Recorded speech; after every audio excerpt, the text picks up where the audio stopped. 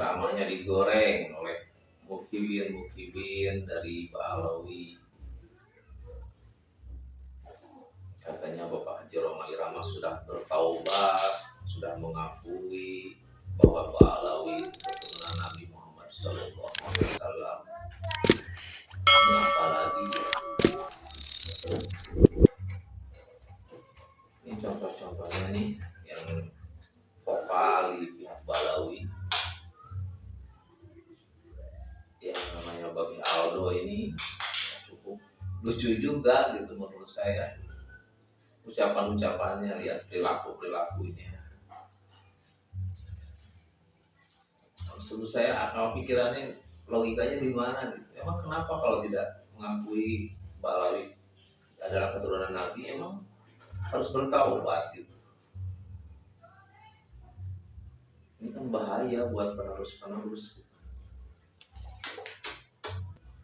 Dan di sini Bapak Haji Roma Irama langsung mengklarifikasi perihal gorengan-gorengan yang ada di media sosial, perihal ceramahnya dia di acara PBNU kalau tidak salah. Dia pernyataan Bapak Haji Roma Irama tetap konsisten bahwa ya Balawi itu bukan keturunan Nabi. Nah digorengnya itu ya katanya Bapak Haji Roma Irama sudah bertaubat. Yang jadi masalah seharusnya pihak Balawi yang bijaksananya itu seharusnya membuatlah statement biar mungkin pengikut-pengikut tidak salah paham begitu yang tidak mengikutinya, biar Islam itu indah, damai gitu. Kenapa pada diam terus gitu, yang ada pembenaran semua gitu. Sampai kapan? Silakan disimak videonya dengan kejernihan pikiran. Tidak harus kita benci sama siapapun, nggak harus, cuman kita jadikan pelajaran aja semuanya. Banyak yang nanya, ada nggak efek pahalanya? Ada. Ini nanti gue tampilin juga di belakang ya, fullnya gue tampilin di belakang. Ada efeknya. Nih efeknya nih. Roma Irama, saya pecinta habaib selama ini. Gue juga bingung ya, ngapain dia tobat. Kenapa dia tobat? Mudah-mudahan aja beneran. Ya, kedua nih ada videonya nih. Dia kalau nggak salah itu sampingnya Tengku Kori itu ya. Sebenarnya jauh lebih mending Tengku Kori daripada dia. Ya jauh lebih mending Tengku Kori. Tengku Kori masih baca kitab, dia masih mau cari kebenaran walaupun Tengku Kori di awalnya. Roma ini ngeselin juga dia sama Gempul. Sampai pernah gue bilang lagi tolong dia, dan gue ingat banget ini gue jadi marah sama dia banget karena dia ngomong tentang perjuangan waktu zaman Belanda di hari kemerdekaan. Ya Allah. Ini ada duplikannya dari channel YouTube ini. Nah, ada juga duplikannya ini. Kita lihat sama-sama ya. Bismillahirrahmanirrahim.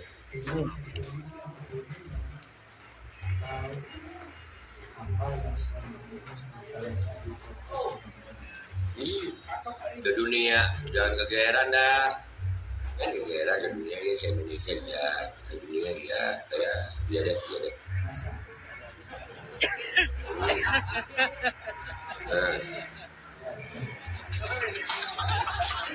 Ya itu sampingnya Tengku Kori ya, Tengku Kori di sampingnya, benar ya. Yang selalu saya tekankan di awal, Bismillahirrahmanirrahim, tanpa kebencian, tanpa kepentingan. Ada, lu kan jadi sayyid juga. Kalau nggak salah sama Mogi itu ya. Sayyid Roma Irama. Alhamdulillah jadi tobat. Mana Mukimat. Kalian mau termasuk termasuk yang tobat atau kena efek yang lain dari bala.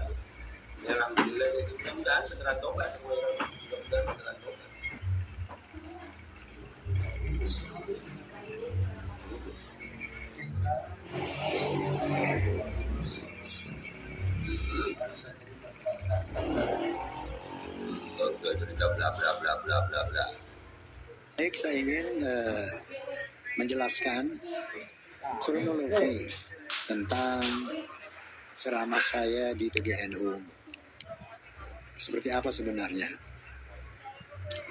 Karena ada berita bahwa Roma Irama sudah bertobat tentang Ba'alawi, bahwa Roma Irama sudah mohon ampun kepada Ba'alawi, bahwa sudah mengakui Ba'alawi keturunan Rasulullah. Tidak seperti itu, ya. Roma sampai detik ini masih dalam keyakinan hakul yakin bahwa Ba'alawi bukan keturunan Nabi Muhammad SAW. Adapun undangan PBNU itu adalah saya diundang oleh seorang teman untuk menghadiri undangan itu. Katanya adalah dalam rangka memberikan tausiah di hadapan para mubaligh NU tentang bagaimana dakwah dalam musik. Oke, begitu saya datang ke PBNU, biasa seperti biasa disambut oleh pengurus, masuklah ke ruangan ke aula. Nah, ini kejutan yang pertama, tiba-tiba di sana ada satu sosok Ba'alawi, ada seorang Habib dengan jubah putih ini. Ini kejutan pertama. Loh, kok nggak dikonfirmasi sebelumnya gitu kan, bahwa akan ada penceramah dari Ba'alawi. Ini kejutan pertama. Begitu saya naik ke panggung, kejutan kedua terjadi. Ternyata Ba'alawi ini teman lama saya yang namanya Habib Muhammad Syahab. Masya Allah, beliau ini teman lama, teman karib, sahib karib. Pernah berjuang sama-sama di Partai Idaman dulu. Beliau mensupport Partai Idaman, diantaranya ketika kita mengadakan deklarasi Idaman di Tugu Proklamasi, ya, beliau nyumbang hadroh. Saya minta memang hadroh. Itulah Habib Muhammad. Ya, tentunya terjadilah satu keharuan yang luar biasa. Ketemu sahabat lama, teman lama, Masya Allah, indahnya pertemuan itu. Namun, di balik pertemuan yang mesra itu, ada satu hal yang mengganjal, adanya polemik kan gitu ya. Coba Anda bisa bayangkan nggak nih? Kami berdua tentunya, beliau juga, tengah menghadapi polemik yang dilakukan oleh Roma Irama. Roma Irama tidak mengakui Ba'alawi sebagai turunan Nabi. Tiba-tiba ketemu dua orang sahabat ini. Bayangin bagaimana psikologi kita tuh. Masya Allah. Oke. Dan beliau sebagai penceramah pertama, kira-kira yang diceritakan bagaimana pengalaman beliau dengan Roma Irama, tentang hidaman, tentang nonton film Sajadah Ka'bah pertama Kiai Zainuddin MZ, pertemuan dengan Masya Allah, macam-macam sejarah pertemuan kita, pertemanan kita luar biasa. Dan ketika saya berbicara, saya awali dengan bahwa dalam podcast saya tentang polemik nasab, berkali-kali saya utarakan tanpa kebencian, tanpa kepentingan, illa perintah Allah, wa tawassaw bil haqq wa tawassaw bis sabr. Itu yang saya utarakan. Nah, selanjutnya saya menyampaikan dakwah tentang bagaimana berdakwah dengan musik terus sampai akhir. Dan diakhiri dengan foto bersama dengan penuh keharuan bersama, khususnya dengan Habib ini, disaksikan oleh banyak media, banyak. Saya lihat orang cetera. Gue sih udah mikir nih, ini masih rame nih, gitu kan. Gorengannya bakal rame nih, gitu kan. Saya udah prediksi juga, ternyata benar. Pemirsa, maksud saya begini, bahwa sampai saat ini saya masih berkeyakinan nggak berubah bahwa saudara kita klan Ba'alawi memang bukan turunan Nabi. Memang dasarnya dari ini. Ulama Nusantara menggugat nasab palsu dari Kiai Haji Imaduddin Utsman Al-Bantani.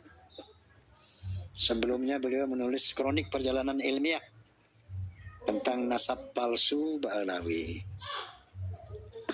Kemudian ini juga saya baca dari Rabithah Alawiyah, ya, risalah tentang Ahlul Bait dan nasab Ba'alawi.